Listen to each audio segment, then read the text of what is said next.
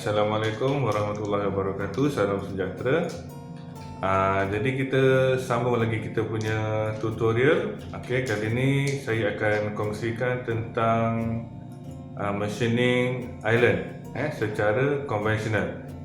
Okey, kita gunakan mesin conventional milling untuk buat island. Jadi sebelum saya teruskan dengan perkongsian tips, jadi saya nak beritahu dulu apa-apa dia punya persediaan. Okey, yang pertama mesti ada drawing.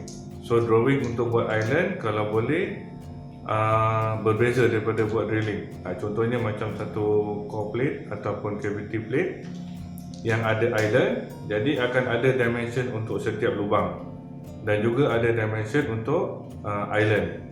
Jadi kalau boleh buat dua drawing tu, buat asing. Satu drawing untuk dimension untuk buat lubang, satu lagi drawing untuk buat island. Okey, nanti saya akan tunjuk sikit, saya akan sketch sikit ataupun lukis sikit untuk panduan semua. Tapi nanti semua ni akan ditunjukkan dalam video seterusnya.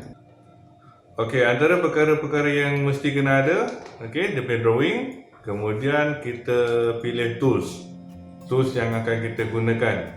So macam mana nak pilih tools, mesti kita rujuk kepada lukisan. Maknanya kalau ada dua atau lebih island, maknanya tools tu cukup besar tak untuk lalu di tengah-tengah island tu. Nanti saya tunjukkan dalam saya punya sketching. Okey, kemudian kita nak tentukan dalam process plan, macam mana saya dah ceritakan dalam tajuk process plan.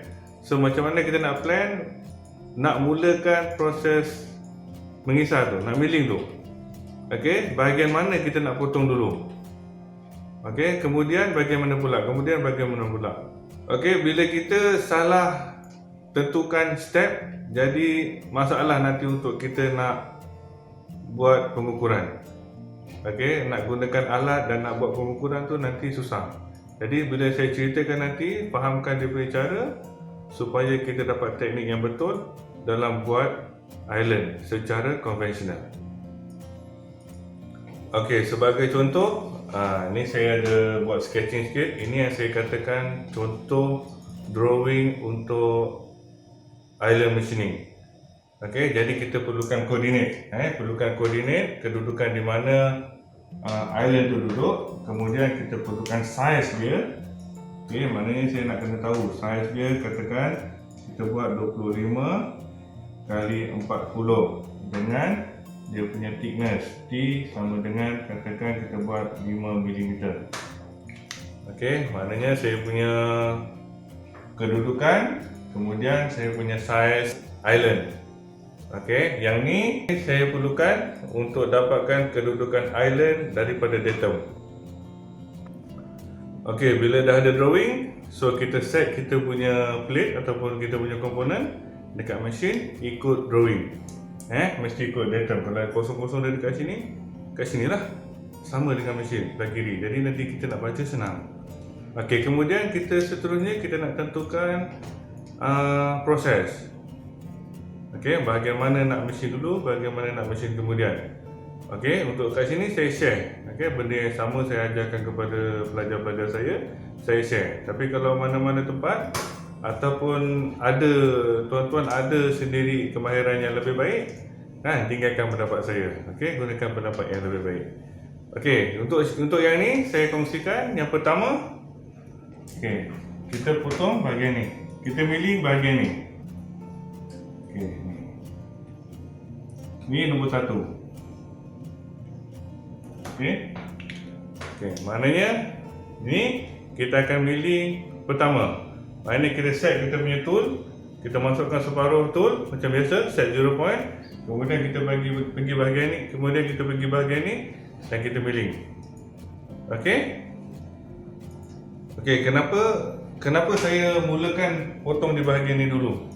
Okey? Ini kalau kita tengok daripada tepi, komponen ni dah jadi macam ni. Jadi sini ada step. Okey? Jadi step ni nak digunakan untuk measuring. Kita nak gunakan caliper kat sini. Jadi ada step di mana yang kita boleh gunakan caliper dalam keadaan yang betul, sempurna. supaya dapat bacaan yang lebih tepat. Jadi itu sebab kenapa saya katakan mesti potong ataupun mesin mengikut step. Bila kita potong, mesti ada tempat atau bahagian yang kita boleh ambil ukuran. Maknanya sekarang ni saya nak ukuran daripada 0.85 ni tepat. 0 ke 85 ni, kalau toleran dia 20 mikron, saya boleh ukur dengan tepat untuk dapatkan 20 mikron tu. Okey, seterusnya saya akan milling bahagian ni. Milling bahagian ni. Ni nombor 2. Supaya apa? Saya dapat ukur daripada bahagian ni sampai ke sini. Jadi saya dapatkan dulu ukuran yang luar daripada datum 0.85, 0.90, dah dapat dimension. Okey, baru saya buat yang dalam dan seterusnya. Itu yang saya kata kaedah, dan mesti ikut step. Kalau tak, nanti kita nak mengukur, kita hadapi masalah kat situ. Jadi kita sebenarnya tak dapat ketepatan. Seterusnya, macam saya katakan tadi, bila kita nak pilih tools ataupun kita nak gunakan end mill, jadi kita kena pastikan jarak ni. Kalau tengok saya punya ni, saya ada 25mm. Jadi saya boleh gunakan end mill diameter 20. Nanti saya tunjukkan macam mana nak kira koordinat menggunakan end mill diameter 20. Okey, sekarang ni saya cerita proses pemotongan dulu. Okey, ni yang kedua, kemudian kita boleh potong yang ketiga, yang ke tengah ni. Yang ni, bahagian ni kita ambil tengah-tengah. Jadi end mill ni jalan di tengah-tengah sampai habis. Jadinya kemudian kita nak dapatkan ukuran, kita potong bahagian ni. Bahagian ni, sini. Kemudian mengukur dia adalah ukur island. Maka ukuran dia ni kita dapatkan dengan ukuran pada island tu. Pasal kita dah dapat size tadi kan, 40 kali 25. Jadi 25 ni kita boleh dapat, kita ukur terus kepada island. Lepas tu sama, yang bahagian bawah ni kita makan bahagian ni untuk dapatkan ukuran 45. Yang ni kita boleh check terus dengan caliper. Bahagian ni masih boleh diukur. Okey, kemudian baru kita buang bahagian bawah ni. Nombor 4, bahagian bawah ni ukuran dia diambil pada island. Ketinggian island 25 dapat. Kemudian baru kita makan bahagian tepi. Okey, makan bahagian sini, end mill akan jalan sini, milling bahagian ni sampai separuh. Pasal island kita tidak selari, okey, kedudukan dia berbeza. Jadi kita milling separuh untuk dapatkan ni bahagian ni. Okey, jadi bahagian ni bila dapat ukurannya, kita ambil ukuran lebar island.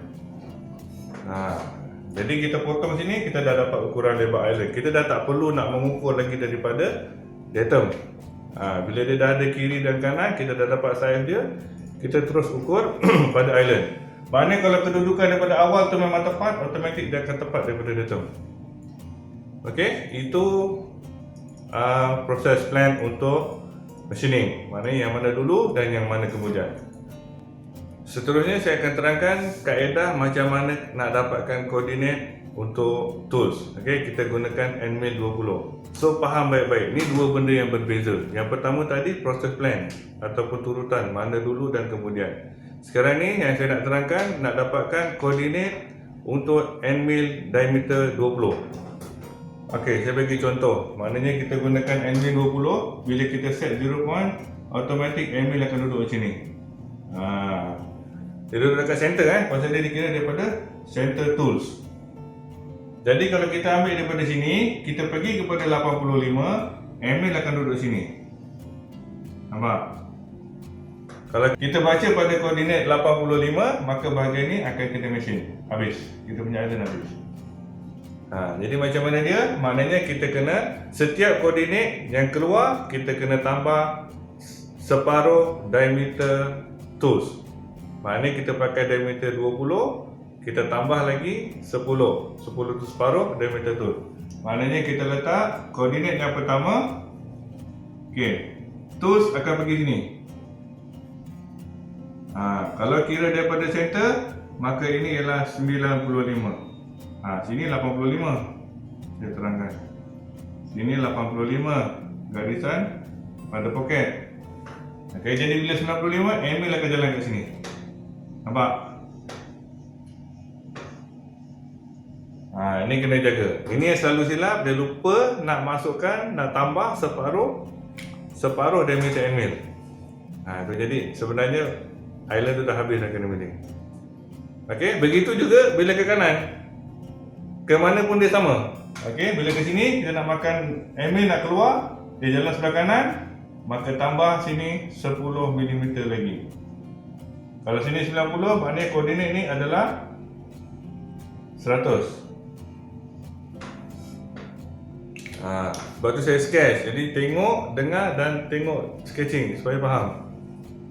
Okey, 100 baru milling. Lepas tu bila kita dah milling, kita ukur. Kalau tak dapat baru kita adjust masuk sikit.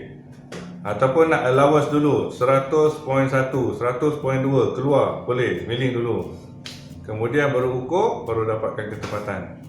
Okey, dan gunakan DRO, digital readout pada mesin tu mesti guna, pasal kita guna koordinat. Okey, kalau kita nak guna ukuran pada hand wheel tu agak sukar. Satu lagi contoh, kalau kita nak milling bahagian tengah. Okey, contohnya nak milling bahagian tengah. Okey, koordinat sini ialah 70. Okey, jadi sama. Maknanya kalau nak bahagian bawah ni, center tool di sini. Jadi koordinat dia adalah 60. Jadi nak cantik sebenarnya, kita boleh lukis menggunakan AutoCAD ataupun kita buat sketching macam ni. Kita lukis kedudukan kita punya end mill. Kemudian kita dapatkan koordinat end mill. Kat mana dia nak berhenti, kat mana dia nak mulakan pemesinan. Okey, untuk selanjutnya saya akan tunjukkan dalam video seterusnya. Cuma video untuk proses pembuatan ni dia agak panjang. Jadi saya cut sikit lah. Jadi cuma tunjuk proses-proses ataupun bahagian-bahagian yang dah nak siap. Okey, kepada yang ada soalan tak berapa jelas dengan saya punya penerangan, boleh tanya terus dekat komen. InsyaAllah nanti saya akan jawab. Jadi kita terus kepada video dan teruskan follow channel saya. Okey, jumpa lagi. Terima kasih.